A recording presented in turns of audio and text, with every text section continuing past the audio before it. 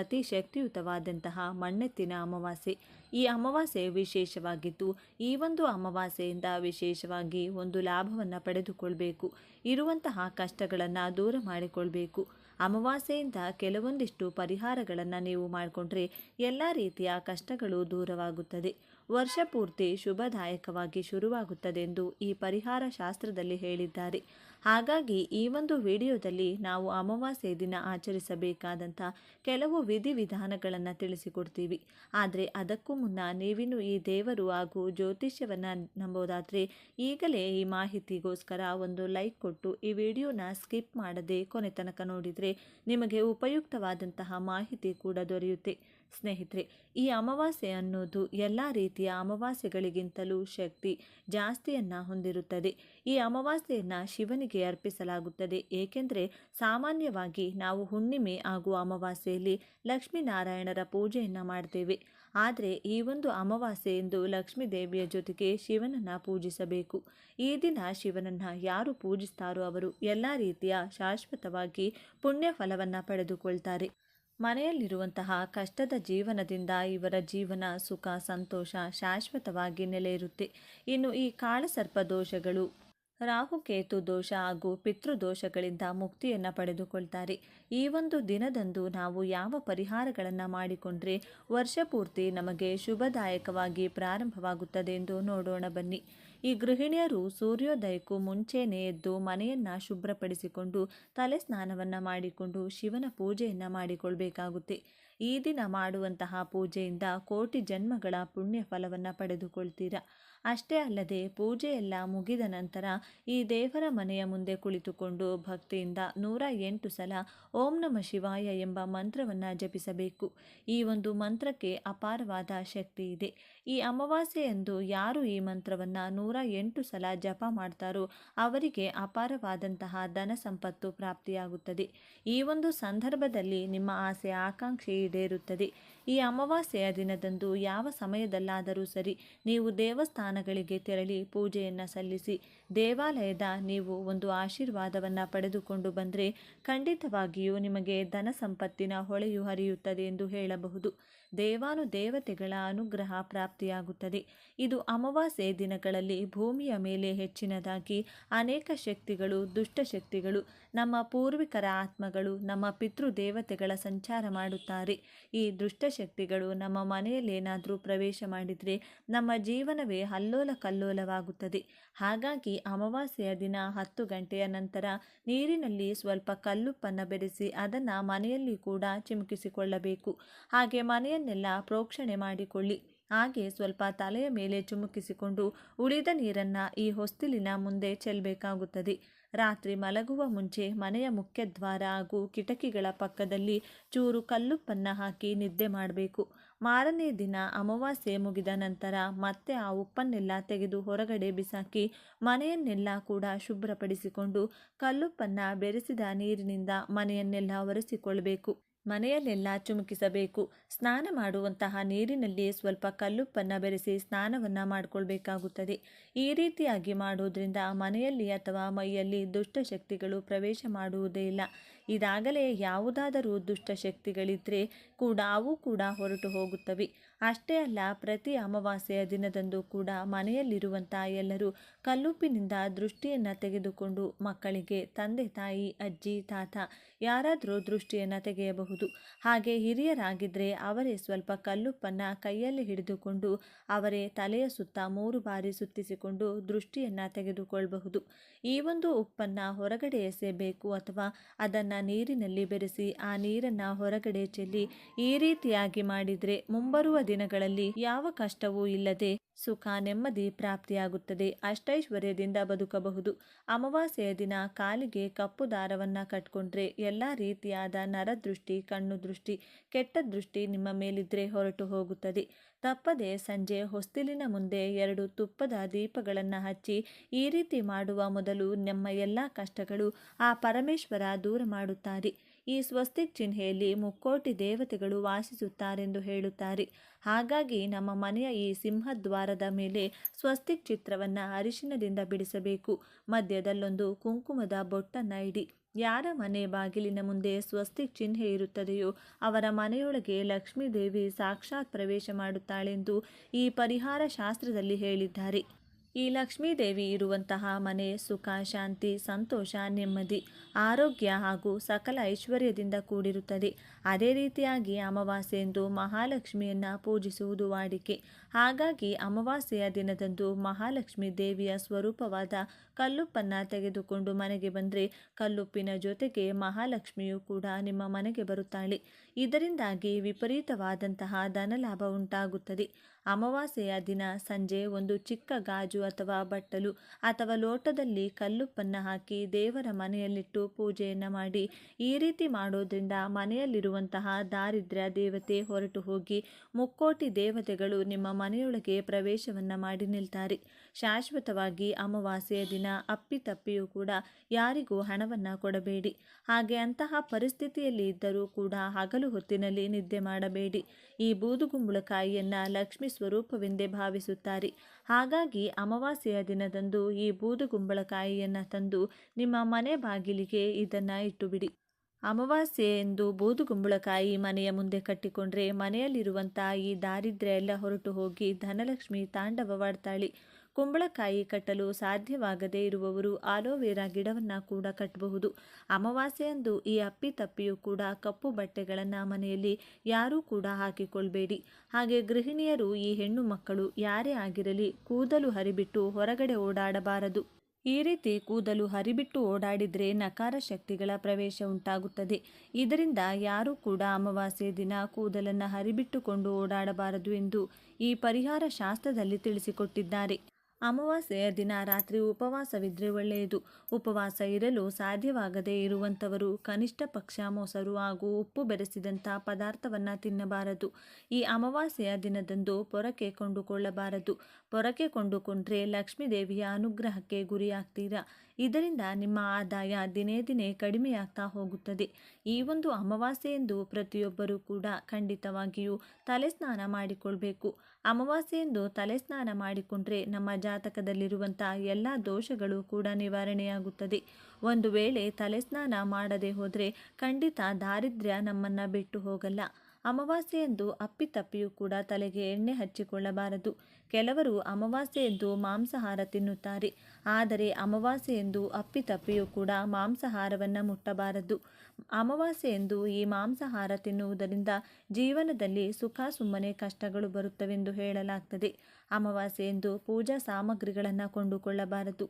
ಮುಖ್ಯವಾಗಿ ಅಕ್ಕಿ ಹಿಟ್ಟು, ನುಚ್ಚು, ಗೋಧಿ ಪದಾರ್ಥಗಳನ್ನು ಕೊಂಡುಕೊಳ್ಳಲೇಬಾರದು. ಅಮಾವಾಸ್ಯೆಯಂದು ತುಳಸಿ ಎಳೆಗಳನ್ನು ಕೀಳಬಾರದು. ಯಾವ ರೀತಿಯಾದ ಶುಭ ಕಾರ್ಯಗಳನ್ನು ಕೂಡ ಮಾಡಲೇಬಾರದು. ಈ ಒಂದು ಅಮಾವಾಸ್ಯೆಯಂದು ತಪ್ಪದೆ ಪ್ರತಿಯೊಬ್ಬರೂ ಕೂಡ ಚಂದ್ರನ ದರ್ಶನ ಮಾಡಿಕೊಳ್ಬೇಕು. ಪರಮೇಶ್ವರನ ತಲೆಯ ಮೇಲಿರುವ ಅದೃಷ್ಟ ಚಂದ್ರನನ್ನ ತಲೆಯ ಮೇಲೆ ಚಂದ್ರ ಇರುವ ಕಾರಣ ಶಿವನನ್ನ ಈ ಸೋಮೇಶ್ವರ ಎಂದು ಕರೆಯುತ್ತಾರೆ. ಅದೇ ರೀತಿ ಈ ಅಮಾವಾಸ್ಯೆಯಂದು ಯಾರು ಚಂದ್ರನ ದರ್ಶನ ಪಡೆದುಕೊಂಡು ಅವರಿಗೆ ನಮಸ್ಕಾರ ಮಾಡುತ್ತಾರೋ ಅಂಥವರಿಗೆ ಎಷ್ಟೋ ಜನ್ಮಗಳ ಅದೃಷ್ಟ ಉಂಟಾಗುತ್ತದೆ. ಕೆಲ ತಲೆಮಾರಿನವರೆಗೂ ಕೂಡ ಕರಗದಂತಹ ಅಷ್ಟೈಶ್ವರ್ಯ ಪ್ರಾಪ್ತಿಯಾಗುತ್ತದೆ. ಈ ಒಂದು ಅಮಾವಾಸ್ಯೆ ದಿನದಂದು ಶಿವಲಿಂಗಕ್ಕೆ ಪಂಚಾಮೃತದ ಅಭಿಷೇಕವಾಗಲಿ, ಎಳನೀರಿನ ಅಭಿಷೇಕವಾಗಲಿ ಅಥವಾ ಈ ಬರೀ ನೀರಿನಿಂದ ಅಭಿಷೇಕವಾಗಲಿ ಮಾಡಿದರೆ ವಿಶೇಷವಾದ ಫಲ ಎನ್ನುವುದು ಪ್ರಾಪ್ತಿಯಾಗುತ್ತದೆ. ಇದರಿಂದ ಸಂಪೂರ್ಣವಾದ ಆರೋಗ್ಯ ಹಾಗೂ ಸಿರಿ ಸಂಪತ್ತು ನಿಮಗೆ ದೊರೆಯುತ್ತದೆ. ಈ ಅಮಾವಾಸ್ಯೆಯಂದು ಉಪವಾಸ ಇದ್ದರೆ ಬೇಡಿದ ಎಲ್ಲ ಕೋರಿಕೆಗಳು ಕೂಡ ಬೇಗನೆ ಈಡೇರುತ್ತದೆ. ತಲೆ ಸ್ನಾನ ಮಾಡಿಕೊಂಡು ನಂತರ ಅರಳಿ ಮರಕ್ಕೆ ನೀರು ಹಾಕಿ ಬಂದರೆ ತುಂಬಾ ಒಳ್ಳೆಯದು. ಈ ರೀತಿ ಮಾಡಿದರೆ ಪಿತೃದೋಷ ನಿವಾರಣೆಯಾಗುತ್ತದೆ. ಯಾರ ಜಾತಕದಲ್ಲಿ ಪಿತೃದೋಷ ಇರುತ್ತದೋ ಅಂಥವರು ಅನೇಕ ರೀತಿಯಾದಂತಹ ಕಷ್ಟಗಳನ್ನು ಅನುಭವಿಸ್ತಾ ಇರುತ್ತಾರೆ. ಈ ಜಾತಕದಲ್ಲಿ ಪಿತೃದೋಷ ಇರುವವರು ಅಮಾವಾಸ್ಯೆಯ ದಿನದಂದು ಬೆಳಿಗ್ಗೆ ಬೇಗ ಎದ್ದು ತಲೆ ಸ್ನಾನ ಮಾಡಿಕೊಂಡು ಅರಳಿ ಮರದ ಮುಂದೆ ಒಂದು ದೀಪವನ್ನು ನೀವು ಹಚ್ಚಿ ಈ ಮರದ ಮುಂದೆ ಕುಳಿತುಕೊಂಡು ಕೈಯಲ್ಲಿ ಸ್ವಲ್ಪ ಕಲ್ಲುಪ್ಪು ಎಳ್ಳನ್ನು ಹಿಡಿದುಕೊಂಡು ನೀರಿಗೆ ಹಾಕುತ್ತಾ 3 ಬಾರಿ ಆ ಎಳ್ಳನ್ನು ಮರಕ್ಕೆ ಸಮರ್ಪಿಸಬೇಕು. ಬಳಿಕ ಮರದ ಸುತ್ತಲೂ 7 ಪ್ರದಕ್ಷಿಣೆಯನ್ನು ಹಾಕಿ ಬನ್ನಿ. ಈ ರೀತಿಯಾಗಿ ನಮಸ್ಕಾರ ಮಾಡಿಕೊಂಡು ಬಂದರೆ ಪಿತೃದೋಷಗಳ ಜೊತೆ ಎಲ್ಲ ರೀತಿಯ ದೋಷಗಳು ಕೂಡ ಹೊರಟು ಹೋಗುತ್ತದೆ. ಅಮಾವಾಸ್ಯೆಯಂದು ಅರಳಿ ಮರದಲ್ಲಿ ನಮ್ಮ ಪೂರ್ವಿಕರು ವಾಸಿಸುತ್ತಾರೆಂದು ನಮ್ಮ ಶಾಸ್ತ್ರಗಳು ಹೇಳುತ್ತವೆ. ಹಾಗಾಗಿ ಈ ಒಂದು ರೀತಿ ಅರಳಿ ಮರಕ್ಕೆ ಸಮರ್ಪಿಸಿ ಪೂಜೆ ಮಾಡಿ ಪ್ರದಕ್ಷಿಣೆ ಹಾಕೋದ್ರಿಂದ ಮುಕ್ಕೋಟಿ ದೇವತೆಗಳ ಕೃಪಾ ಕಟಾಕ್ಷ ಆಶೀರ್ವಾದ ಜೊತೆಗೆ ಈ ಪೂರ್ವಿಕರ ಆಶೀರ್ವಾದ ಕೂಡ ನಿಮಗೆ ಸಿಗುತ್ತದೆ. ನಿಮ್ಮ ಫ್ರೆಂಡ್ಸ್ಗಳಿಗೆ, ರಿಲೇಟಿವ್ಸ್ ಎಲ್ಲರಿಗೂ ಕೂಡ ಶೇರ್ ಮಾಡಿ. ಆದಷ್ಟು ಈ ಮನೆಯಲ್ಲಿರುವಂತಹ ಅದೃಷ್ಟವಾದಂತಹ ಈ ವಸ್ತುಗಳನ್ನು ಉಪಯೋಗಿಸಿಕೊಂಡು ನೀವು ಸರಳವಾದ ವಿಧಿವಿಧಾನಗಳನ್ನು ಸರಿಯಾದ ಸಮಯದಲ್ಲಿ ನಂಬಿಕೆ ಅನ್ನೋದು ನಿಮಗೆ ಮುಖ್ಯವಾಗುತ್ತದೆ. ಇಲ್ಲಿ ನಂಬಿಕೆಯಿಂದ ಮಾಡಿಕೊಂಡಿದ್ದೇ ಆದಲ್ಲಿ ನಿಮ್ಮ ಜೀವನದಲ್ಲಿರುವಂಥ ಈ ನಕಾರಾತ್ಮಕತೆ ಅನ್ನೋದು ಶಾಶ್ವತವಾಗಿ ತೊಲಗಿ ಹೋಗಿ ನಿಮ್ಮ ಜೀವನದಲ್ಲಿ ಮತ್ತು ನಿಮ್ಮ ಮನೆಯಲ್ಲಿ ಶಾಶ್ವತವಾಗಿ ಅದೃಷ್ಟ ಲಕ್ಷ್ಮಿ ಶಾಶ್ವತವಾಗಿ ಮನೆಯಲ್ಲಿ ನೆಲೆಯೂರುತ್ತಾಳೆ. ಹರಿನಾರಾಯಣ ಎಲ್ಲರಿಗೂ ಒಳ್ಳೆಯದನ್ನು ಮಾಡಲಿ. ಕೇವಲ ಒಂದೇ ಒಂದು ನಿಂಬೆ ಹಣ್ಣಿನಿಂದ ಯಾರಿಗೂ ತಿಳಿಯದ ಹಾಗೆ ರಹಸ್ಯವಾಗಿ ಹೀಗೆ ಮಾಡಿದರೆ ಸಾಕು, ನಿಮ್ಮ ಜೀವನದಲ್ಲಿರುವ ಎಲ್ಲ ರೀತಿಯ ಸಮಸ್ಯೆಗಳಿಂದ ನೀವು ಸುಲಭವಾಗಿ ಹೊರಬರಬಹುದು. ಹೌದು, ಈ ನಿಂಬೆ ಹಣ್ಣಿನ ಪರಿಹಾರ ಅಷ್ಟೊಂದು ಶಕ್ತಿಶಾಲಿಯಾಗಿದೆ. ಒಂದು ರಹಸ್ಯ ತಾಂತ್ರಿಕ ಪರಿಹಾರ. ನಿಂಬೆ ಹಣ್ಣಿನಿಂದ ಈ ರೀತಿ ಮಾಡೋದ್ರಿಂದ ನಿಮಗಿರುವ ಸಾಲದ ಬಾಧೆ, ಆರ್ಥಿಕ ಸಮಸ್ಯೆಗಳು ಹಾಗೂ ಮುಖ್ಯವಾಗಿ ಶತ್ರುಗಳ ಕಾಟ, ಹೀಗೆ ನಿಮ್ಮನ್ನು ಕಾಡುತ್ತಿರುವ ಪ್ರತಿಯೊಂದು ಸಮಸ್ಯೆಯಿಂದಲೂ ಕೇವಲ 2 ನಿಮಿಷಗಳಲ್ಲಿ ಮುಕ್ತಿ ಪಡೆಯಬಹುದು. ಅಷ್ಟೊಂದು ಪವರ್ಫುಲ್ ಆಗಿರುವ ರಹಸ್ಯ ತಾಂತ್ರಿಕ ಪರಿಹಾರ ಇದಾಗಿದೆ. ಹಾಗೆ ಈ ವಿಡಿಯೋ ನೋಡುವ ಮುನ್ನ ಕಮೆಂಟ್ ಸೆಕ್ಷನ್ನಲ್ಲಿ ಜೈ ಭಜರಂಗ ಬಲಿ ಅಂತ ಕಮೆಂಟ್ ಮಾಡಿ. ಹಾಗೆ ವಿಡಿಯೋಗೆ ಒಂದು ಲೈಕ್ ಮಾಡಿ ನಮ್ಮ ಚಾನೆಲ್ನ ಸಬ್ಸ್ಕ್ರೈಬ್ ಮಾಡ್ಕೊಳ್ಳಿ. ಇಲ್ಲಿ ನಾವು ತಾಂತ್ರಿಕ ಪರಿಹಾರ ಅಂತ ಯಾಕೆ ಹೇಳ್ತಾ ಇದ್ದೀವಿ ಅಂದರೆ, ತಾಂತ್ರಿಕ ಪರಿಹಾರ ಅಂದಮೇಲೆ ನಾವು ಯಾವ ಕೆಲಸಕ್ಕಾಗಿ ಅಥವಾ ಯಾವ ಉದ್ದೇಶಕ್ಕಾಗಿ ಈ ಪರಿಹಾರವನ್ನು ಮಾಡ್ತೀವೋ ಆ ಕೆಲಸ ಖಂಡಿತವಾಗಿಯೂ ನಡೆದೇ ತೀರುತ್ತದೆ. ಅಂದರೆ ಪರಿಹಾರ ಮಾಡಿದ ಮೇಲೆ ಕೆಲಸ ಆಗುತ್ತೋ ಇಲ್ವೋ ಅಂತ ನಾವು ಯೋಚನೆ ಮಾಡಬೇಕಾದ ಅಗತ್ಯ ಇರುವುದಿಲ್ಲ. ತಕ್ಷಣವೇ ಫಲಿತಾಂಶ ಕೊಡುವ ಇಂತಹ ಪರಿಹಾರಗಳನ್ನೇ ತಾಂತ್ರಿಕ ಪರಿಹಾರಗಳು ಅನ್ನುತ್ತಾರೆ. ಇವು ತುಂಬ ಪವರ್ಫುಲ್ ಆಗಿರುತ್ತವೆ. ಇನ್ನು ಇದನ್ನು ರಹಸ್ಯವಾಗಿ ಮಾಡಬೇಕು ಅಂತ ಯಾಕೆ ಹೇಳ್ತಾ ಇದ್ದೀವಿ ಅಂದರೆ, ಈ ಪರಿಹಾರದ ಬಗ್ಗೆ ನೀವು ಯಾರಿಗೂ ಹೇಳಬಾರದು. ಬೇರೆಯವರಿಗೆ ವಿಷಯ ತಿಳಿಸಿ ಮಾಡಿದರೆ ನಿಮಗೆ ಯಾವುದೇ ರೀತಿಯ ಪ್ರಯೋಜನ ಸಿಗುವುದಿಲ್ಲ. ಇದನ್ನು ಚೆನ್ನಾಗಿ ನೆನಪಿಟ್ಟುಕೊಳ್ಳಿ. ನಿಂಬೆಹಣ್ಣು ಎಷ್ಟು ಶಕ್ತಿಶಾಲಿಯಾದದ್ದು ಎಂಬುದು ನಿಮ್ಮೆಲ್ಲರಿಗೂ ಗೊತ್ತಿರುವ ವಿಷಯವೇ. ಮನುಷ್ಯನ ಹಣೆ ಬರಹವನ್ನೇ ಬದಲಾಯಿಸುವ ಶಕ್ತಿ ಒಂದೇ ಒಂದು ಲಿಂಬೆಹಣ್ಣಿಗೆ ಇರುತ್ತದೆ. ಆದರೆ ಈ ಪರಿಹಾರಕ್ಕೆ ನಮಗೆ ಮುಖ್ಯವಾಗಿ ಬೇಕಾಗಿರುವುದು ಚೆನ್ನಾಗಿ ಹಸಿರಾಗಿರುವ ಒಂದು ಲಿಂಬೆಹಣ್ಣು ಮತ್ತು ಒಂದು ಕಬ್ಬಿಣದ ಮೊಳೆ. ಕೆಲವೊಮ್ಮೆ ನಮ್ಮ ಯಾವುದೇ ತಪ್ಪಿಲ್ಲದಿದ್ದರೂ ನಮಗೆ ಶತ್ರುಗಳ ಕಾಟ ತುಂಬ ಜಾಸ್ತಿ ಇರುತ್ತದೆ. ಶತ್ರುಗಳು ಅಂದರೆ ಕೇವಲ ಹೊರಗಿನವರು ಮಾತ್ರ ಅಂದುಕೊಳ್ಬೇಡಿ. ನಮ್ಮ ಸ್ವಂತ ಮನೆಯಲ್ಲಿರಲಿ, ನಮ್ಮವರು ಅಂದುಕೊಳ್ಳುವ ಸಂಬಂಧಿಕರಲ್ಲಿ ಹಾಗೂ ರಕ್ತ ಸಂಬಂಧಿಗಳಲ್ಲಿಯೇ ನಮಗೆ ಶತ್ರುಗಳು ಹುಟ್ಟಿಕೊಳ್ತಾರೆ. ನಾವು ಎಷ್ಟೇ ಕಷ್ಟಪಟ್ಟರೂ ನಮ್ಮ ಬೆಳವಣಿಗೆಯನ್ನು ಅವರಿಗೆ ಸಹಿಸಲು ಆಗುವುದಿಲ್ಲ. ನಾವು ಎಷ್ಟೇ ಸಂಕಷ್ಟದಲ್ಲಿದ್ದರೂ ಅವರಿಗೆ ನಾವು ತುಂಬ ವೈಭೋಗದಿಂದ ಸುಖವಾಗಿದ್ದೀವಿ ಅನ್ನೋ ಥರನೇ ಕಾಣಿಸ್ತಾ ಇರುತ್ತೆ. ಮುಖದ ಮುಂದೆ ಒಂಥರ, ಬೆನ್ನ ಹಿಂದೆ ಇನ್ನೊಂದು ಥರ ವರ್ತಿಸುತ್ತಾರೆ. ನಮ್ಮ ಎದುರಿಗೆ ಒಂದು ಮಾತನಾಡಿದರೆ ನಾವು ಹಿಂದೆ ತಿರುಗಿದ ತಕ್ಷಣ ಇನ್ನೊಂದು ಥರ ಮಾತನಾಡ್ತಾರೆ. ಮುಖ್ಯವಾಗಿ ಒಡ ಹುಟ್ಟಿದವರು ಅಥವಾ ನಮ್ಮ ಹತ್ತಿರದ ಸಂಬಂಧಿಕರಲ್ಲಿ ಇಂತಹ ಶತ್ರುಗಳು ಹೆಚ್ಚಾಗಿರುತ್ತಾರೆ. ಹೊರಗಿನವರಿಂದ ಬರುವ ತೊಂದರೆ ತುಂಬ ಕಡಿಮೆ. ಕೆಲವರಿಗೆ ಹೊರಗಿನವರಿಂದಲೂ ಇಂತಹ ಸಮಸ್ಯೆ ಬರಬಹುದು. ನಾವು ಎಲ್ಲರ ಜೊತೆ ನಯ ವಿನಯದಿಂದ ಒಳ್ಳೆಯವರಾಗಿ ಇರುತ್ತೇವೆ. ಆದರೆ ಅವರ ಬುದ್ಧಿ ಮಾತ್ರ ನಮ್ಮ ಬಗ್ಗೆ ಕೆಟ್ಟದಾಗಿಯೇ ಯೋಚನೆ ಮಾಡ್ತಾ ಇರುತ್ತದೆ.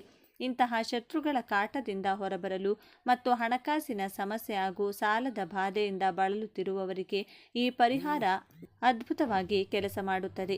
ಇವತ್ತಿನ ದಿನಗಳಲ್ಲಿ ಕನಿಷ್ಠ ಪಕ್ಷ ತಮ್ಮ ಚಿಕ್ಕ ಪುಟ್ಟ ಅಗತ್ಯಗಳನ್ನು ಕೂಡ ತೀರಿಸಿಕೊಳ್ಳಲು ಸಾಧ್ಯವಾಗದೆ ಬರುವ ಸಂಪಾದನೆಯೆಲ್ಲ ಸಾಲಕ್ಕೆ ಸರಿಯಾಗಿ ತುಂಬ ಕಷ್ಟಪಡುವವರು ಎಷ್ಟೋ ಜನ ಇದ್ದಾರೆ. ಈ ಸಾಲದ ಸಮಸ್ಯೆ ತೀರಿದರೆ ಸಾಕು ಸ್ವಾಮಿ ಅಂದುಕೊಳ್ಳುವವರು ತುಂಬ ಜನ ಇದ್ದಾರೆ. ಇಂತಹ ಎಲ್ಲ ಸಮಸ್ಯೆಗಳಿಂದ ನಿಮ್ಮನ್ನು ಪಾರು ಮಾಡಲು ಈ ಹಸಿರು ಲಿಂಬೆಹಣ್ಣು ತುಂಬ ಚೆನ್ನಾಗಿ ಕೆಲಸ ಮಾಡುತ್ತದೆ. ಏಕೆಂದರೆ ಈ ಹಸಿರು ಬಣ್ಣದ ಲಿಂಬೆಹಣ್ಣಿಗೆ ಅತೀಂದ್ರಿಯ ಶಕ್ತಿಗಳು ತುಂಬ ಜಾಸ್ತಿ ಇರುತ್ತವೆ. ಸಾಮಾನ್ಯವಾಗಿ ನಾವು ಪೂಜೆ ಪುರಸ್ಕಾರಗಳಿಗೆ ಹಳದಿ ಬಣ್ಣದ ಲಿಂಬೆಹಣ್ಣನ್ನು ಬಳಸುತ್ತೇವೆ. ಅದು ನಮಗೆ ಒಳ್ಳೆಯದಾಗಲಿ ಶುಭವಾಗಲಿ ಎಂದು ಬಳಸುವಂಥದ್ದು. ಆದರೆ ಇಲ್ಲಿ ನಾವು ಮಾಡುತ್ತಿರುವುದು ನಮ್ಮ ಮೇಲಿರುವ ಕೆಟ್ಟ ದೃಷ್ಟಿ ಮತ್ತು ಶತ್ರುತ್ವವನ್ನು ಓಡಿಸಲು, ಹಾಗಾಗಿ ಕೆಟ್ಟದ್ದನ್ನು ದೂರ ತಳ್ಳಲು ಈ ಹಸಿರು ಲಿಂಬೆಹಣ್ಣನ್ನು ಬಳಸುತ್ತಿದ್ದೇವೆ. ಹಳದಿ ಹಣ್ಣಿಗಿಂತಲೂ ಹಸಿರು ಲಿಂಬೆಹಣ್ಣಿಗೆ ತುಂಬ ಶಕ್ತಿ ಇರುತ್ತದೆ. ಅಂದರೆ ಇನ್ನು ಕಾಯಿ ತರಹ ಇರುವ ಎಳೆ ಲಿಂಬೆ ಹಣ್ಣನ್ನು ತೆಗೆದುಕೊಳ್ಳಿ. ಹಣ್ಣಾದರೆ ಅದರ ಪವರ್ ಸ್ವಲ್ಪ ಕಡಿಮೆಯಾಗುತ್ತದೆ. ಅದೇ ಹಸಿರಾಗಿದ್ದಾಗ ಅದಕ್ಕಿರುವ ಶಕ್ತಿ ಹಳದಿ ಹಣ್ಣಿಗಿಂತ ದುಪ್ಪಟ್ಟಾಗಿರುತ್ತದೆ. ಅದಕ್ಕಾಗಿಯೇ ಇದು ನರದೃಷ್ಟಿ, ಶತ್ರುಗಳ ಬಾಧೆ, ಸಾಲದ ಸಮಸ್ಯೆ ಹಾಗೂ ಮಾನಸಿಕ ಖಿನ್ನತೆಯನ್ನು ದೂರ ಮಾಡಲು ಅದ್ಭುತವಾಗಿ ಕೆಲಸ ಮಾಡುತ್ತದೆ.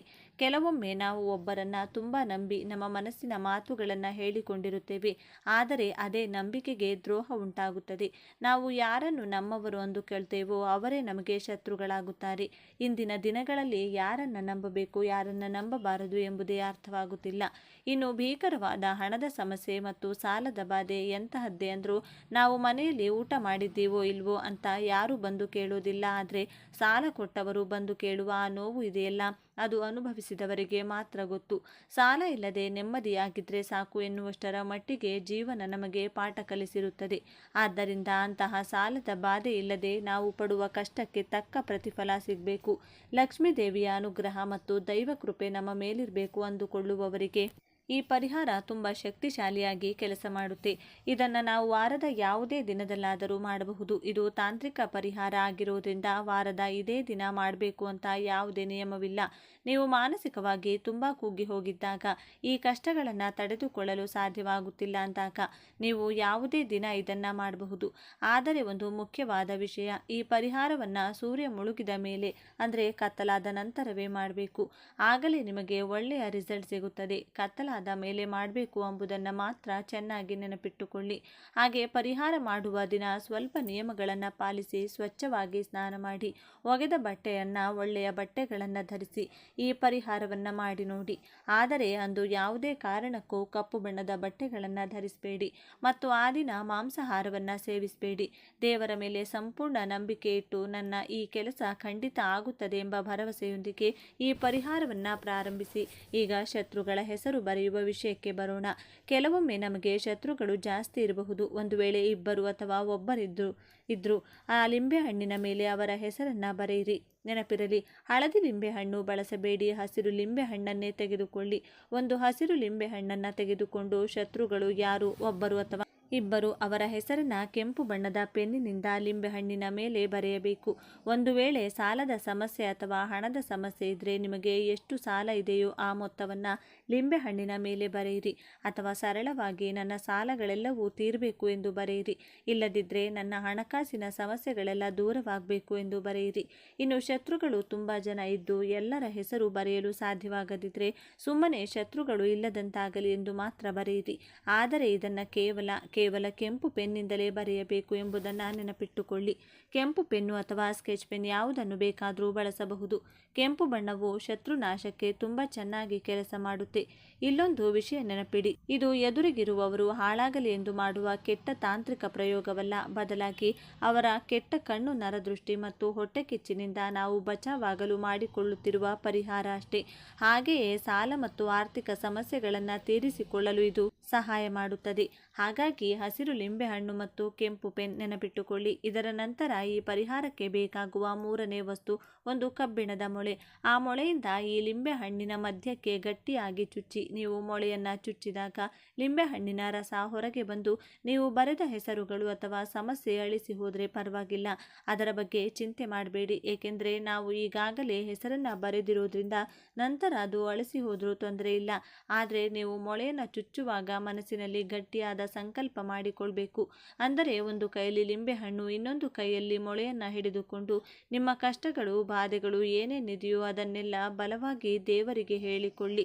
ನನಗೆ ಇಂಥವರಿಂದ ತೊಂದರೆ ಇದೆ ಅಥವಾ ಒಂದು ಸಾಲ ಇದೆ, ನನ್ನ ಮೇಲಿರುವ ಶತ್ರುಗಳ ನರದೃಷ್ಟಿ ಹಾಗೂ ಅವರು ಮಾಡಿರುವ ಯಾವುದೇ ಕೆಟ್ಟ ತಂತ್ರಗಳು ನನಗೆ ತಾಗಬಾರದು ಎಂದು ಪ್ರಾರ್ಥಿಸಿಕೊಳ್ಳಿ. ಇನ್ನೊಂದು ಮುಖ್ಯವಾದ ವಿಷಯ, ಒಂದೇ ಲಿಂಬೆಹಣ್ಣಿಗೆ ಒಂದೇ ಒಂದು ಕೋರಿಕೆಯನ್ನು ಮಾತ್ರ ಕೇಳಿಕೊಳ್ಬೇಕು. ಅಂದರೆ ಒಂದೇ ಲಿಂಬೆಹಣ್ಣನ್ನು ತೆಗೆದುಕೊಂಡು ಅದರಲ್ಲಿ ಶತ್ರುಬಾಧೆ, ಸಾಲದ ಸಮಸ್ಯೆ, ಹಣದ ಕಷ್ಟ ಹೀಗೆ ಎಲ್ಲ ಸಮಸ್ಯೆಗಳನ್ನು ಒಟ್ಟಿಗೆ ಹೇಳಿಕೊಳ್ಬೇಡಿ. ಒಂದು ಲಿಂಬೆಹಣ್ಣಿಗೆ ಕೇವಲ ಒಂದು ಸಮಸ್ಯೆಯನ್ನು ಮಾತ್ರ ಹೇಳಬೇಕು. ಇನ್ನೊಂದು ಸಮಸ್ಯೆ ಇದ್ದರೆ ಮತ್ತೊಂದು ದಿನ ಹೊಸದಾಗಿ ಬೇರೆ ಲಿಂಬೆಹಣ್ಣಿನಿಂದ ಪರಿಹಾರ ಮಾಡಿಕೊಳ್ಳಿ. ಹೀಗೆ ನಿಮ್ಮ ಸಂಕಲ್ಪವನ್ನು ಹೇಳಿಕೊಂಡ ನಂತರ ಈ ಹೊಸ ಕಬ್ಬಿಣದ ಮೊಳೆಯನ್ನು ಲಿಂಬೆಹಣ್ಣಿಗೆ ಚುಚ್ಚಿ. ಹೌದು, ಈ ಪರಿಹಾರಕ್ಕೆ ಬಳಸುವ ಮೊಳೆ ತೀರಾ ಹೊಸದಾಗಿರಬೇಕು. ಮನೆಯಲ್ಲಿ ಎಲ್ಲೋ ಬಿದ್ದಿರುವ ಅಥವಾ ಬಳಸಿದ ಹಳೆಯ ಮೊಳೆಯನ್ನು ತೆಗೆದುಕೊಳ್ಬೇಡಿ. ಕಬ್ಬಿಣವು ಕೆಟ್ಟ ಶಕ್ತಿಗಳನ್ನು ಹೀರಿಕೊಳ್ಳಲು ತುಂಬ ಸಹಾಯ ಮಾಡುತ್ತದೆ. ಈ ಪರಿಹಾರದಲ್ಲಿ ನೀವು ಬಳಸಿದ ಲಿಂಬೆಹಣ್ಣು ನಿಮ್ಮ ಸಮಸ್ಯೆ ಎಂದು ಭಾವಿಸಿ. ನೀವು ಯಾವಾಗ ಮೊಳೆಯನ್ನು ಲಿಂಬೆಹಣ್ಣಿಗೆ ಚುಚ್ಚುತ್ತೀರೋ ಆಗಲೇ ನಿಮ್ಮ ಸಮಸ್ಯೆಯನ್ನು ಅಲ್ಲಿಗೆ ಕೊನೆಗಾಣಿಸಿದ್ದೀರಿ ಎಂದರ್ಥ. ಕೆಲವೊಮ್ಮೆ ನಮ್ಮ ಹತ್ತಿರ ಹಣವಿದ್ದರೂ ಸಾಲ ತೀರಿಸಲು ಸಾಧ್ಯವಾಗುವುದಿಲ್ಲ. ಏಕೆಂದರೆ ಕೆಲವೊಮ್ಮೆ ಕೆಟ್ಟ ಶಕ್ತಿಗಳು ಅಥವಾ ಗ್ರಹ ದೋಷಗಳು ನಮ್ಮನ್ನು ತಡೆಯುತ್ತಿರುತ್ತವೆ. ಅದಕ್ಕಾಗಿಯೇ ಲಿಂಬೆಹಣ್ಣಿಗೆ ಮೊಳೆ ಚುಚ್ಚುವಾಗ ನಿಮ್ಮ ಸಮಸ್ಯೆಗೆ ಮೊಳೆ ಚುಚ್ಚುತ್ತಿದ್ದೀರಿ. ಎಂದು ಮನಸ್ಸಿನಲ್ಲಿ ಬಲವಾಗಿ ನಂಬಿ ಮಾಡಿ. ಯಾವುದೇ ಅನುಮಾನ ಇಟ್ಕೊಂಡು ಮಾಡಬೇಡಿ. ಹೀಗೆ ಮೊಳೆ ಚುಚ್ಚಿದ ನಂತರವೂ ಆ ಲಿಂಬೆಹಣ್ಣನ್ನು ಕೈಯಲ್ಲಿಟ್ಟುಕೊಂಡು ಕಣ್ಣು ಮುಚ್ಚಿ ನಿಮ್ಮ ಸಮಸ್ಯೆ ತೀರಲಿ ಎಂದು ಮತ್ತೊಮ್ಮೆ ಕೇಳಿಕೊಳ್ಳಿ. ನಂತರ ಆ ಲಿಂಬೆಹಣ್ಣನ್ನು ತೆಗೆದುಕೊಂಡು ನಿಮ್ಮ ಮನೆಯಿಂದ ಹೊರಗೆ ಹೋಗಿ ಯಾರೂ ಓಡಾಡದ ಜಾಗದಲ್ಲಿ ಅಥವಾ ಯಾವುದಾದರೂ ಮರದ ಕೆಳಗೆ ಒಂದು ಸಣ್ಣ ಸಣ್ಣ ಗುಂಡಿ ತೆಗೆದು ಆ ಲಿಂಬೆಹಣ್ಣನ್ನು ಅದರೊಳಗೆ ಇಟ್ಟು ಮಣ್ಣು ಮುಚ್ಚಿಬಿಡಿ. ಚೆನ್ನಾಗಿ ನೆನಪಿಟ್ಟುಕೊಳ್ಳಿ, ಈ ಪರಿಹಾರ ಮಾಡುವಾಗ ನಿಮ್ಮ ಮನೆಯವರಾಗಲಿ ಅಥವಾ ಹೊರಗಿನವರಾಗಲಿ ಯಾರು ಕೂಡ ನಿಮ್ಮನ್ನು ನೋಡಬಾರದು. ಅಂದರೆ ಪರಿಹಾರ ಮಾಡುವುದು ನೋಡಬಾರ್ದು. ಅಂದರೆ ನೀವು ಪರಿಹಾರ ಮಾಡಲು ಕುಳಿತಾಗಿನಿಂದ ಹಿಡಿದು ಲಿಂಬೆಹಣ್ಣನ್ನು ಮಣ್ಣಿನಲ್ಲಿ ಹೂತಾಕುವವರೆಗೂ ಯಾರ ಕಣ್ಣಿಗೂ ಈ ಪರಿಹಾರ ಕಾಣಿಸಬಾರದು. ಈ ಬಗ್ಗೆ ಯಾರಿಗೂ ಹೇಳಬೇಡಿ. ಆ ನಿಂಬೆಹಣ್ಣನ್ನು ಯಾರೂ ತುಳಿಯಬಾರದು. ಹಾಗಾಗಿ ಸ್ವಲ್ಪ ಆಳವಾಗಿ ಗುಂಡಿ ತೆಗೆದು ಅದರೊಳಗೆ ಮಣ್ಣು ಮುಚ್ಚಿ ಬನ್ನಿ. ಯಾರೂ ಓಡಾಡದ ನಿರ್ಜನ ಪ್ರದೇಶದಲ್ಲಿ ಇದನ್ನು ಹೂತಾಕುವುದು ತುಂಬ ಒಳ್ಳೆಯದು. ಈ ಪರಿಹಾರವನ್ನು ಮುಗಿಸಿದ ನಂತರ ದಾರಿಯಲ್ಲಿ ಯಾರೊಂದಿಗೂ ಮಾತನಾಡದೆ ನೇರವಾಗಿ ಮನೆಗೆ ಹಿಂದಿರುಗಿ ಬನ್ನಿ. ಮನೆಯ ಒಳಗೆ ಬರುವ ಮುನ್ನ ಹೊರಗಡೆಯೇ ಕೈಕಾಲುಗಳನ್ನು ಸ್ವಚ್ಛವಾಗಿ ತೊಳೆದುಕೊಂಡು ನಂತರವೇ ಮನೆಯೊಳಗೆ ಪ್ರವೇಶಿಸಿ. ಒಂದು ವೇಳೆ ನಿಮ್ಮ ಮನೆಯ ಹೊರಗೆ ಕೈಕಾಲು ತೊಳೆಯುವ ಸೌಲಭ್ಯ ಇಲ್ಲದಿದ್ದರೆ ನೀವು ಪರಿಹಾರಕ್ಕೆ ಹೋಗುವ ಮುನ್ನವೇ ಒಂದು ದೊಡ್ಡ ಪಾತ್ರೆಯಲ್ಲಿ ನೀರನ್ನು ಮನೆಯ ಹೊರಗೆ ಇಟ್ಟು ಹೋಗಿ. ಪರಿಹಾರ ಮುಗಿಸಿ ಬಂದಾಗ ಆ ನೀರಿನಲ್ಲಿ ಕೈಕಾಲು ತೊಳೆದುಕೊಂಡು ಒಳಗೆ ಹೋಗಿ. ಏಕೆಂದರೆ ನೀವು ಈ ಪರಿಹಾರವನ್ನು ಕತ್ತಲಾದ ಮೇಲೆ ಯಾರೂ ಇಲ್ಲದ ನಿರ್ಜನ ಪ್ರದೇಶದಲ್ಲಿ ಒಂಟಿಯಾಗಿ ಮಾಡಿ ಬರೋದ್ರಿಂದ ಯಾವುದೇ ದುಷ್ಟಶಕ್ತಿಗಳು ನಿಮ್ಮ ಬೆನ್ನ ಹಿಂದೆ ಬರದೇ ಇರಲಿ ಎಂದು ಹೀಗೆ ಮಾಡಲಾಗುತ್ತದೆ. ಮನೆಗೆ ಬಂದ ನಂತರ ಮತ್ತೊಮ್ಮೆ ಕೈಕಾಲು ಮುಖವನ್ನು ಚೆನ್ನಾಗಿ ತೊಳೆದುಕೊಂಡು ನೀವು ಹಾಕಿಕೊಂಡಿರುವ ಬಟ್ಟೆಗಳನ್ನು ಬಿಚ್ಚಿ ಬೇರೆ ಬಟ್ಟೆಗಳನ್ನು ಬದಲಾಯಿಸಿಕೊಳ್ಳಿ. ಆಮೇಲೆ ಎಂದಿನಂತೆ ನಿಮ್ಮ ಕೆಲಸಗಳನ್ನು ಮಾಡಿಕೊಳ್ಳಿ. ಈ ಕೆಲಸ ಮುಗಿದ ಮೇಲೂ ಇದರ ಬಗ್ಗೆ ಮನೆಯವರ ಬಳಿ ಚರ್ಚೆ ಮಾಡಬೇಡಿ. ಒಂದೇ ಒಂದು ಬಾರಿ ಈ ಪರಿಹಾರವನ್ನು ನಂಬಿಕೆಯಿಂದ ಮಾಡಿ ನೋಡಿ. ನಿಮಗೆ ಅತಿ ಶೀಘ್ರದಲ್ಲಿ ರಿಸಲ್ಟ್ ಕಾಣಿಸುತ್ತದೆ. ಕೆಲವೊಮ್ಮೆ ನಿಮ್ಮ ಶತ್ರುಗಳಿಗೆ ನಿಮ್ಮ ಮೇಲೆ ಬೇಸರ ಬಂದು ನಿಮಗೆ ತೊಂದರೆ ಕೊಡುವುದನ್ನು ನಿಲ್ಲಿಸಿ ಬಿಡುತ್ತಾರೆ. ಇನ್ನು ಕೆಲವೊಮ್ಮೆ ಆ ಶತ್ರುಗಳೇ ನಿಮ್ಮ ಮೇಲೆ ಕರುಣೆ ತೋರಿಸಿ ತಮಗೆ ಅರಿವಿಲ್ಲದಂತೆಯೇ ಸಹಾಯ ಮಾಡುತ್ತಾರೆ ಅಥವಾ ನಿಮ್ಮ ಸ್ನೇಹಿತರಾಗಿ ಬದಲಾಗುತ್ತಾರೆ. ಇನ್ನು ಸಾಲದ ಸಮಸ್ಯೆ ಅಂತೀರಾ, ನಿಮಗೆ ಹಣ ಬರುವ ಹೊಸ ದಾರಿಗಳು ಕಾಣಿಸಿಕೊಳ್ಳುತ್ತವೆ. ಏನಾದರೂ ದೋಷಗಳಿದ್ದರೆ ಅವೆಲ್ಲವೂ ನಿವಾರಣೆಯಾಗಿ ನಿಮ್ಮ ಸಾಲಗಳೆಲ್ಲವೂ ತೀರಿ ಹೋಗುತ್ತವೆ. ನಿಮ್ಮ ಸಮಸ್ಯೆ ಏನೇ ಇದ್ದರೂ ಅದು ತಕ್ಷಣವೇ ಬಗೆಹರಿಯುತ್ತದೆ. ಇಲ್ಲಿ ಮತ್ತೊಮ್ಮೆ ನೆನಪಿಟ್ಟುಕೊಳ್ಳಿ, ನಾವು ಯಾರು ಹಾಳಾಗಲಿ ಎಂದು ಈ ಪರಿಹಾರ ಮಾಡ್ತಿಲ್ಲ. ನಾವು ಚೆನ್ನಾಗಿರಬೇಕು, ನಮಗೆ ಕೆಟ್ಟದ್ದಾಗಬಾರದು ಎಂದು ಮಾಡಿಕೊಳ್ತಿದ್ದೇವೆ. ಆದ್ದರಿಂದ ಮನಸ್ಸಿನಲ್ಲಿ ಯಾವುದೇ ರೀತಿಯ ಗಿಲ್ಟ್ ಫೀಲಿಂಗ್ ಇಟ್ಕೊಳ್ಬೇಡಿ. ಕೊನೆಯದಾಗಿ ಮತ್ತೊಮ್ಮೆ ನಿಯಮಗಳನ್ನು ಸರಳವಾಗಿ ಹೇಳಿಬಿಡ್ತೇನೆ. ಈ ಪರಿಹಾರಕ್ಕೆ ನಮಗೆ ಒಂದು ಹಸಿರು ಲಿಂಬೆಹಣ್ಣು, ಒಂದು ಕೆಂಪು ಪೆನ್ನು ಮತ್ತು ಒಂದು ಹೊಸ ಕಬ್ಬಿಣದ ಮೊಳೆ ಬೇಕು. ಈ ಪರಿಹಾರದ ಬಗ್ಗೆ ಯಾರಿಗೂ ಹೇಳಬಾರದು ಮತ್ತು ಇದನ್ನು ಕತ್ತಲಾದ ನಂತರವೇ ಮಾಡಬೇಕು. ವಾರದ ಯಾವುದೇ ದಿನದಲ್ಲಾದರೂ ಇದನ್ನು ಮಾಡಬಹುದು. ಇಷ್ಟೇ ನೋಡಿ, ಈ ಸರಳವಾದ ನಿಯಮಗಳನ್ನು ಪಾಲಿಸಿ ಈ ಪುಟ್ಟ ಹಾಗೂ ಶಕ್ತಿಶಾಲಿ ಪರಿಹಾರವನ್ನು ಮಾಡಿಕೊಂಡು ನಿಮ್ಮ ಎಲ್ಲ ಸಮಸ್ಯೆಗಳಿಂದ ಹೊರಬನ್ನಿ. ಈ ವಿಡಿಯೋ ಇಷ್ಟವಾಗಿದ್ದರೆ ಲೈಕ್ ಮಾಡಿ, ಶೇರ್ ಮಾಡಿ, ನಮ್ಮ ಚಾನೆಲ್ನ ಸಬ್ಸ್ಕ್ರೈಬ್ ಮಾಡಿಕೊಂಡು ಬೆಲ್ ಐಕಾನನ್ನು ಕ್ಲಿಕ್ ಮಾಡಿ. ಜೀವನದಲ್ಲಿ ಕೆಲವೊಮ್ಮೆ ನಿಮ್ಮ ಸುತ್ತಲೂ ಇರುವ ದಾರಿಗಳೆಲ್ಲವೂ ಮುಚ್ಚಿ ಹೋದಂತೆ ಅನಿಸುತ್ತದೆ. ಯಾರನ್ನು ನಂಬಿದ್ದೇವೋ ಅವರು ಕೈ ಬಿಡುತ್ತಾರೆ. ಆಗ ಕತ್ತಲೆಯಲ್ಲಿ ನಿಂತು ದೇವರೇ, ನನ್ನ ಕೈ ಹಿಡಿಯೋಕೆ ಯಾರೂ ಇಲ್ವಾ ಅಂತ ನಾವು ಕೇಳುತ್ತೇವೆ. ಆದರೆ ನಿಮಗೊಂದು ಆಶ್ಚರ್ಯ ಸತ್ಯ ಗೊತ್ತಾ? ನೀವು ಗೆಲ್ಲುವವರೆಗೂ ನಿಮ್ಮ ಬೆನ್ನ ಹಿಂದೆ ಬೆಟ್ಟದಂತೆ ನಿಂತು ಕಾಯಲು ಭೂಮಿಯ ಮೇಲೆ ಇರುವ ಏಕೈಕ ಜಾಗೃತ ದೈವ ಯಾರು ಗೊತ್ತಾ? ಅವನೇ ನಮ್ಮ ಕಲಿಯುಗದ ಕಾವಲುಗಾರ, ಅಪಾರ ಶಕ್ತಿ ಮತ್ತು ಭರವಸೆಯ ಸಂಕೇತ, ಮಹಾವೀರ ಹನುಮಂತ. ಕೋಟಿ ಕೋಟಿ ಭಕ್ತರು ಆಂಜನೇಯನನ್ನ ಕಣ್ಣು ಮುಚ್ಚಿ ಯಾಕೆ ನಂಬುತ್ತಾರೆ ಗೊತ್ತಾ? ಯಾಕೆಂದರೆ ಅವನು ಕೇವಲ ದೇವರಲ್ಲ. ಆಂಜನೇಯನಿಗೆ ಎಂತಹದ್ದೇ ಅಸಾಧ್ಯವಾದದ್ದನ್ನು ಸಾಧಿಸುವ ಶಕ್ತಿ ಇರುವುದು ಕೇವಲ ಅವನ ಭುಜಬಲದಲ್ಲಿ ಅಲ್ಲ, ಬದಲಾಗಿ ರಾಮನಾಮದ ಮೇಲಿರುವ ಅವನ ಅಚಲವಾದ ನಂಬಿಕೆಯಲ್ಲಿ. ಕಷ್ಟ ಎಂದು ಕೂಗಿದ ತಕ್ಷಣ ಓಡಿ ಬರುವ ಆತನ ಕರುಣೆಯೇ ಭಕ್ತರ ಅತಿ ದೊಡ್ಡ ಬಲ. ಇವತ್ತು ಹನುಮಂತನ ಬದುಕಿನ ದೈವಿಕ ಮ್ಯಾಜಿಕ್ಕನ್ನು ನೋಡೋಣ. ಎಷ್ಟೇ ದೊಡ್ಡ ಕಷ್ಟವಿದ್ದರೂ ಅದನ್ನು ಕರಗಿಸುವಂತಹ ಆಂಜನೇಯನ ಒಂದು ಗುಪ್ತ ಪೂಜಾ ರಹಸ್ಯವನ್ನು ನಾನು ನಿಮಗೆ ತಿಳಿಸಿಕೊಡಲಿದ್ದೇನೆ. ಇದು ನಿಮ್ಮ ಮನಸ್ಸಿನಲ್ಲಿರುವ ಭಯವನ್ನು ಇವತ್ತೇ ದೂರ ಓಡಿಸುವುದು ಖಂಡಿತ. ಹನುಮಂತನಿಗೆ ಆ ಅದ್ಭುತ ಶಕ್ತಿ ಎಲ್ಲಿಂದ ಬಂತು? ಆ ಕತೆ ಶುರುವಾಗುವುದೇ ಒಂದು ವಿಶಿಷ್ಟವಾದ ಜನನದಿಂದ. ಬನ್ನಿ ನೋಡೋಣ. ಎಲ್ಲರೂ ಭಕ್ತಿಯಿಂದ ಜೈ ಹನುಮಾನ್ ಅಂತ ಕಮೆಂಟ್ ಮಾಡಿ. ಹನುಮಂತನ ಶಕ್ತಿ ಏನು ಅಂತ ತಿಳಿಯಬೇಕಾದ್ರೆ ಮೊದಲು ಅವನು ಹುಟ್ಟಿದ ಹಿನ್ನೆಲೆಯನ್ನು ನಾವು ಅರಿಯಬೇಕು. ಅಂಜನಾದೇವಿ 12 ವರ್ಷಗಳ ಕಾಲ ಕೇವಲ ಗಾಳಿಯನ್ನು ಮಾತ್ರ ಸೇವಿಸಿ ಶಿವನಿಗಾಗಿ ಘೋರ ತಪಸ್ಸು ಮಾಡಿದಳು. ಅಂಜನಾದೇವಿಯ ನಿಷ್ಕಲ್ಮಶ ಭಕ್ತಿಗೆ ಮೆಚ್ಚಿ ಸಾಕ್ಷಾತ್ ವಾಯುದೇವನೇ ಪರಶಿವನ ದಿವ್ಯ ತೇಜಸ್ಸನ್ನು ಒಂದು ಸುಂದರ ಆಶೀರ್ವಾದದ ರೂಪದಲ್ಲಿ ಅವಳ ಮಡಿಲಿಗೆ ತಂದು ಸೇರಿಸಿದ. ಆ ವಾಯುದೇವನ ಕೃಪೆಯಿಂದಲೇ ಜನಿಸಿದ ಕಾರಣ ಆಂಜನೇಯನನ್ನು ನಾವೆಲ್ಲರೂ ಭಕ್ತಿಯಿಂದ ವಾಯುಪುತ್ರ ಎಂದು ಆರಾಧಿಸುತ್ತೇವೆ. ಸ್ನೇಹಿತರೆ, ವಾಯು ಅಥವಾ ಗಾಳಿಯ ಅತಿ ದೊಡ್ಡ ಗುಣ ಏನು ಗೊತ್ತಾ? ಅದನ್ನು ಜಗತ್ತಿನಲ್ಲೇ ಯಾರಿಂದಲೂ ಕಟ್ಟಿಹಾಕಲು ಸಾಧ್ಯವಿಲ್ಲ. ಉರಿಯುವ ಬೆಂಕಿಯನ್ನು ನೀರಿನಿಂದ ಆರಿಸಬಹುದು, ಹರಿಯುವ ನೀರನ್ನು ಅಣೆಕಟ್ಟು ಕಟ್ಟಿ ನಿಲ್ಲಿಸಬಹುದು. ಆದರೆ ಬೀಸುವ ಗಾಳಿಯನ್ನು ತಡೆಯುವ ಶಕ್ತಿ ಈ ಬ್ರಹ್ಮಾಂಡದಲ್ಲಿ ಯಾರಿಗಾದರೂ ಇದೆಯಾ? ಖಂಡಿತ ಇಲ್ಲ. ಹನುಮಂತನ ವ್ಯಕ್ತಿತ್ವ ಕೂಡ ಅಷ್ಟೇ. ಅವನ ದಾರಿಯಲ್ಲಿ ಸಮುದ್ರ ಅಡ್ಡ ಬಂತು, ಅದನ್ನ ಹಾರಿ ಬೆಂಕಿಯ ಬಂತು. ಲಂಕೆಯನ್ನ ಸುಟ್ಟು ಬಿಟ್ಟ. ಪರ್ವತ ಅಡ್ಡಿ ಬಂತು, ಅದನ್ನೇ ಬೇರು ಸಹಿತ ಕಿತ್ತು ತಂದು ಬಿಟ್ಟ. ಕಟ್ಟಿ ಹಾಕಲು ಅವನು ಸಾಮಾನ್ಯನಲ್ಲ, ಅವನು ಬಿರುಗಾಳಿ. ಈ ವಾಯು ತತ್ವ ನಮಗೆ ಜೀವನದ ಅತಿ ದೊಡ್ಡ ಪಾಠವನ್ನ ಕಲಿಸುತ್ತದೆ. ನಾವು ಜೀವನದಲ್ಲಿ ಒಂದು ಚಿಕ್ಕ ಕಷ್ಟ ಅಥವಾ ಸೋಲು ಎದುರಾದ ತಕ್ಷಣ ಅಯ್ಯೋ ದಾರಿ ಮುಚ್ಚಿ ಹೋಯಿತು ಅಂತ ಅಂದುಕೊಂಡು ಬಿಡುತ್ತೇವೆ. ಆದರೆ ಒಮ್ಮೆ ಗಾಳಿಯನ್ನ ಗಮನಿಸಿ. ಅದರ ದಾರಿಯಲ್ಲಿ ಒಂದು ದೊಡ್ಡ ಬಂಡೆಕಲ್ಲು ಅಡ್ಡ ಬಂದರೆ ಗಾಳಿ ಅಲ್ಲಿಯೇ ನಿಂತು ಬಿಡುತ್ತದೆಯೇ? ಇಲ್ಲ. ಅದು ಆ ಬಂಡೆಯ ಪಕ್ಕದಿಂದಲೋ ಮೇಲಿಂದಲೋ ಸದ್ದಿಲ್ಲದೆ ತನ್ನ ದಾರಿಯನ್ನ ಹುಡುಕಿಕೊಂಡು ಬಿಡುತ್ತದೆ. ನಮ್ಮ ಬದುಕು ಕೂಡ ಹೀಗೆ ಇರಬೇಕು. ಕಷ್ಟಗಳು ಅಡ್ಡ ಬಂದಾಗ ನಿಂತು ಆಳುವುದನ್ನು ಬಿಟ್ಟು ಗಾಳಿಯಂತೆ ಹೊಸ ದಾರಿ ಹುಡುಕುವ ಛಲವನ್ನ ಯಾರು ಬೆಳೆಸುತ್ತಾರೋ ಅವರೇ ನಿಜವಾದ ವಾಯುಪುತ್ರನ ಭಕ್ತರು. ಬಾಲ ಹನುಮಂತ ಸೂರ್ಯನನ್ನೇ ಹಣ್ಣು ಎಂದು ನಂಬಿ ಹಾರಿದ ಕತೆ ಕೇವಲ ತುಂಟತನವಲ್ಲ, ಅದು ಅಡೆತಡೆಗಳಿಗೆ ಎದರದೆ ಗಾಳಿಯಂತೆ ಇದ್ದಂಗೆ ಸೂರ್ಯನನ್ನ ಮುಟ್ಟಬಲ್ಲೆವು ಎನ್ನುವುದರ ಅದ್ಭುತ ಸಂಕೇತ. ಇಷ್ಟೆಲ್ಲ ಅಪಾರ ಶಕ್ತಿ ಇರುವ ಹನುಮಂತ ರಾಮನಿಗೆ ಹೇಗೆ ಹತ್ತಿರವಾದ? ಆ ಶಕ್ತಿ ಭಕ್ತಿಯಾಗಿ ಹೇಗೆ ಬದಲಾಯಿತು? ಬನ್ನಿ ನೋಡೋಣ. ಸ್ನೇಹಿತರೆ, ಪ್ರಪಂಚದಲ್ಲಿ ಎಷ್ಟೋ ಸಂಬಂಧಗಳನ್ನು ನಾವು ನೋಡಿದ್ದೇವೆ. ಆದರೆ ಭಗವಂತ ಮತ್ತು ಭಕ್ತನ ನಡುವೆ ಕೇವಲ ಅಪಾರವಾದ ನಂಬಿಕೆ ಮತ್ತು ಆನಂದವೇ ತುಂಬಿರುವ ಒಂದು ದೃಶ್ಯವನ್ನು ಊಹಿಸಿಕೊಳ್ಳಿ. ರಾಮ ಮತ್ತು ಹನುಮಂತನ ಬಾಂಧವ್ಯ ಇಂತಹದ್ದೇ, ಒಂದು ಅದ್ಭುತ. ಅದು ಕೇವಲ ಒಡೆಯ ಮತ್ತು ಸೇವಕನ ಸಂಬಂಧವಾಗಿರಲಿಲ್ಲ, ಅದು ಪ್ರೀತಿ ಮತ್ತು ಶರಣಾಗತಿಯ ಸಂಕೇತ. ಒಂದು ಸುಂದರ ದೃಶ್ಯವನ್ನ ಕಲ್ಪಿಸಿಕೊಳ್ಳಿ. ಲಂಕೆಯ ಮೂಲೆ ಮೂಲೆಯನ್ನ ಹುಡುಕಿ ಸೀತಾಮಾತೆಯ ಕುರುಹನ್ನ ತಂದು ಹನುಮಂತ ಅತ್ಯಂತ ಖುಷಿಯಿಂದ ರಾಮನ ಕೈಗಿಡುತ್ತಾನೆ. ಆ ಕ್ಷಣದಲ್ಲಿ ರಾಮನ ಮುಖದಲ್ಲಿ ಮೂಡಿದ ಆನಂದಕ್ಕೆ ಪಾರವೇ ಇರಲಿಲ್ಲ. ತಾನು ನಂಬಿದ್ದ ಭಕ್ತ ಅತಿ ದೊಡ್ಡ ಗೆಲುವು ತಂದು ಕೊಟ್ಟಿದ್ದ. ಸಾಮಾನ್ಯವಾಗಿ ಒಬ್ಬ ರಾಜ ಇಂತಹ ದೊಡ್ಡ ಶುಭ ಸುದ್ದಿ ತಂದ ದೂತನಿಗೆ ವಜ್ರ ವೈಡೂರ್ಯಗಳನ್ನು ಉಡುಗೊರೆಯಾಗಿ ಕೊಡುತ್ತಾನೆ.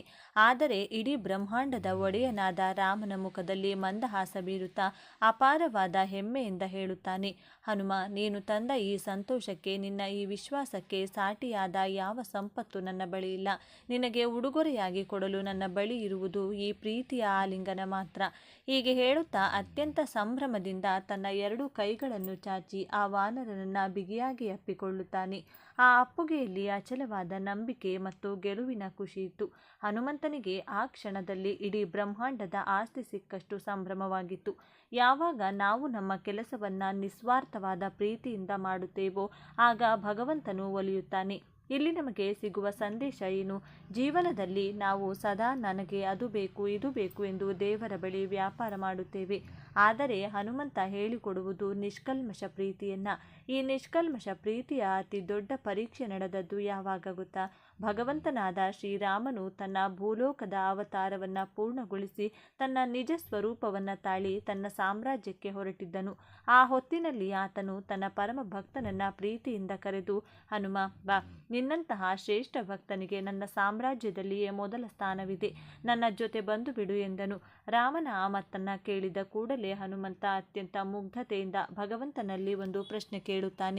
ಪ್ರಭು, ನೀನು ಕರೆದುಕೊಂಡು ಹೋಗುತ್ತಿರುವ ಆ ಲೋಕದಲ್ಲಿ ಬೆಳಗ್ಗೆಯಿಂದ ಸಂಜೆಯವರೆಗೂ ನಿನ್ನ ರಾಮ ರಾಮ ಎಂಬ ನಾಮಸ್ಮರಣೆ ಇರುತ್ತದೆಯೇ?